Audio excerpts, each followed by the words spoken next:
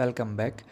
In last video we had done with First World War, and in this video we'll talk about the events after First World War.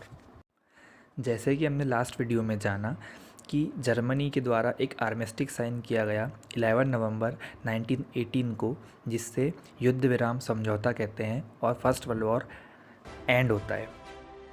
And then beginning of conference, जो कि royal palace of Versailles में होती है, जिसे Paris peace conference या the treaty of Paris के नाम से भी जाना जाता है।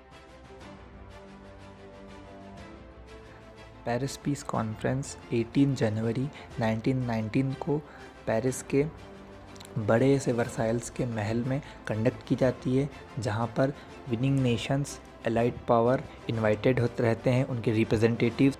वो बोलते हैं ना, हिस्ट्री रिपीट्स इटसेल्फ। ये वही महल था जहां पर 48 ईयर्स पहले जर्मनी ने फ्रांस से उसके एल्सेस एंड लॉरेंस के स्टेट्स छीन लिए थे, और आज वही जर्मनी यहाँ पर आके खड़ा हुआ था हारे हुए नेशंस के साथ। अब बारी थी फ्रांस की उससे पूरा बदला लेने के लिए, क्योंकि फ्रांस लास्ट 48 ईयर से इसी मौके की तलाश में था और जो उसे अब मिल चुका था।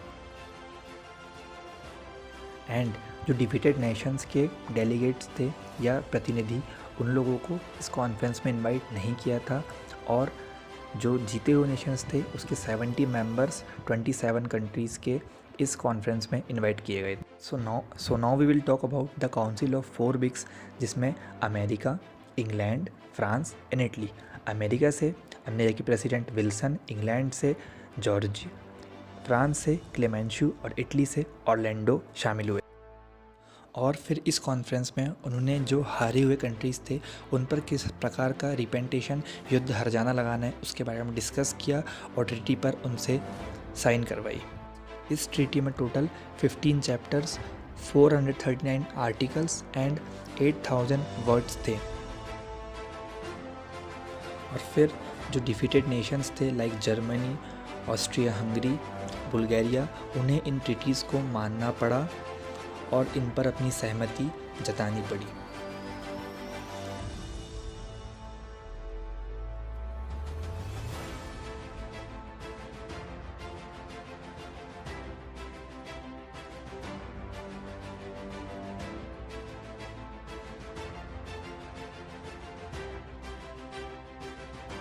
आइए जानते हैं main provisions of treaty of Versailles. क्या क्या टेरिटोरियल प्रोविज़न्स वहाँ पे लिए गए। जैसे कि एल्सेस एंड लॉरेंस के जो रिच स्टेट्स हुआ करते थे वो जर्मनी से वापस ले लिए गए। पोर्ट ऑफ डेंजिंग जर्मनी से वापस छीन लिया गया। 13% अराउंड जो जर्मनी की कॉलोनीज़ हुआ करती थी वो उससे छीन ली गई। जर्मनी के राइट्स जो कि चाइना, तुर्की, इजिप्ट और मोरक्को में हुआ करते थे वो उनसे छीन लिए गए। और मैं आपको बता दूं, अमेरिका के प्रेसिडेंट वुडरो विल्सन ने इस सब में एक अहम भूमिका निभाई थी। And 14 points of Woodrow Wilson और लीग ऑफ नेशंस का प्रस्ताव भी उन्होंने इसी कॉन्फ्रेंस में रखा था। नाउ जो भी जर्मनी ने फर्स्ट वर्ल्ड वॉर की स्टार्टिंग से लेकर जो भी टेरिटोरियल एक्सपेंशन कर लिए थे उस पर अब एक प्रकार से रोक लग चुकी थी। एक जर्मनी की टेरिटरीज थी जो उन्हें लिमिटेड कर दिया गया था, और साथ ही जर्मनी ने जो फ्रांस की सार बेसिन का एरिया ले लिया था वह उससे वापस लेकर फ्रांस को दे दिया गया। And the second most important provision is that destruction of German militarism. अब जर्मनी के सामने ये शर्त रखी गई थी कि जर्मनी अपने सोल्जर्स को 1 लाख के ऊपर नहीं बढ़ा सकता है। टोटल नंबर ऑफ शिप्स उसकी सिर्फ टोटल 12 रहेगी, और उसके पास कारखानों में हैवी आर्टिलरीज, टैंक और जो पॉइजनस गैसेस बनाया करता था उसे बंद करना पड़ेगा। जर्मनी की नेवी को सरेंडर करना पड़ा अलाइज के सामने, और जो भी उसने फर्स्ट वर्ल्ड वॉर के समय जो डिस्ट्रॉयर्स, बैटल शिप्स बनाई थी, यू बोट्स बनाई थी, उन सभी को डिस्ट्रॉयड कर दिया गया। उसकी जो भी सबमरीन्स थी, यू बोट्स हुआ करती थी, उन सभी को बंद करवाना।